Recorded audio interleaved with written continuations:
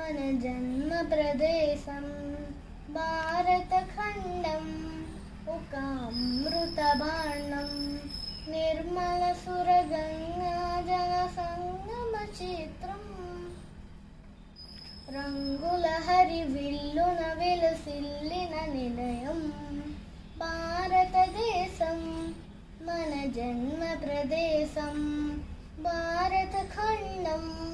ఒక అమృత భాండం నిర్మల సురగంగా జల సంగమ క్షేత్రం